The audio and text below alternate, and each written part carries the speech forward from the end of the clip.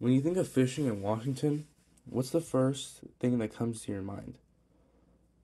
It could be something like a largemouth bass or a salmon. But if you guessed rainbow trout, you're correct. The rainbow trout, or in Washington, the coastal rainbow trout, is basically like the symbol of that state and other places around the U.S.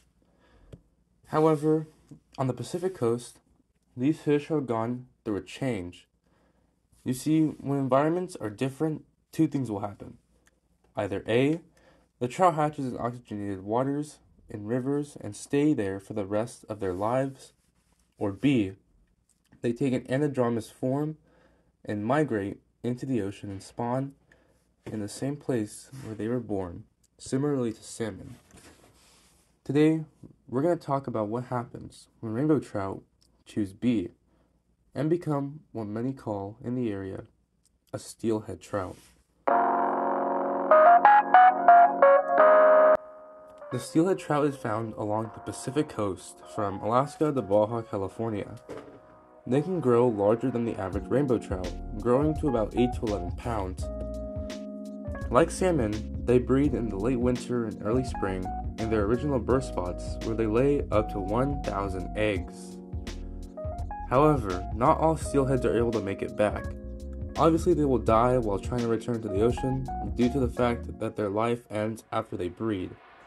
But before that, they're hunted by all sorts of creatures, from brown bears to bald eagles to salmon sharks to sea lions and orcas, and of course, humans. The eggs and young are also eaten by other fish like rainbow trout and dolly vardens, as well as other birds like American dippers or gulls. Other creatures that feed on these fish are river otters and minks. So, just like salmon, they're a crucial food source to many predators and an important fish to their environment. However, today, these fish are considered vulnerable and even endangered in some areas, including California. Their populations have declined nearly 55% since 1955, which for a trout, it's pretty drastic. Luckily, most of these fish are protected by different parks like Olympic National Park in Washington and other protected areas in Alaska and California.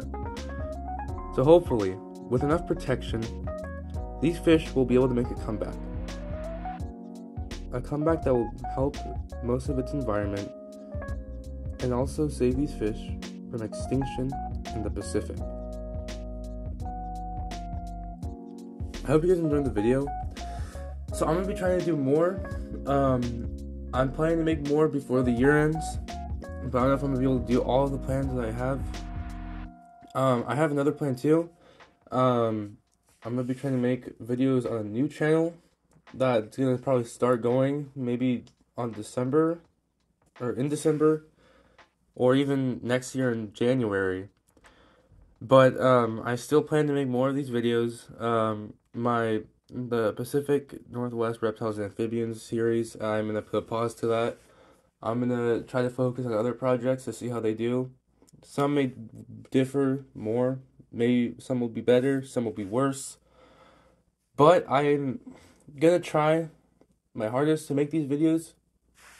And maybe once I finish them up, I can go back to the Pacific Northwest Reptiles and Amphibians series that I'm trying to work on. But anyways, just stay tuned for that, and stay tuned for the new channel that I'm going to try to start running up soon.